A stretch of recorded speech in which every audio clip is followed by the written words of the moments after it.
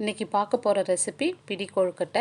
கடையில் வாங்கின பச்சரிசி மாவு 1 கப் அளவு எடுத்திருக்கேன். இது ஒரு 2 மினிட்ஸ் கருகிடாத வாசனை வர வரைக்கும் வறுத்து எடுத்துக்கலாம். இப்போது வேறு ஒரு பேனில் 5 ஸ்பூன் பாசிப்பருப்பு வறுத்து எடுத்துக்கலாம். இந்த மாதிரி இந்த கலர் சேஞ்ச் ஆகுதும் இது தண்ணி ஊற்றி வாஷ் பண்ணிவிட்டு ஒரு பாதி அளவுக்கு வேக வச்சு எடுத்துக்கலாம். இப்போ இந்த அளவுக்கு வெந்தால் போதும். 1 கப் மாவுக்கு 3/4 கப் வெல்லம் எடுத்துக்கிறேன். இப்போ அதிலேயே 2.25 கப் தண்ணி சேர்த்துக்கிறேன். இப்போ இதில் கொஞ்சமாக உப்பு, 1 ஸ்பூன் நெய், 1/2 ஸ்பூன் ஏலக்காய் தூள் சேர்த்துக்கிறேன்.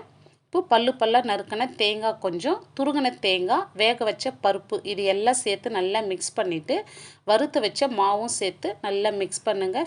மீடியம் ஃப்ளேமில் வச்சு மிக்ஸ் பண்ணுங்கள்.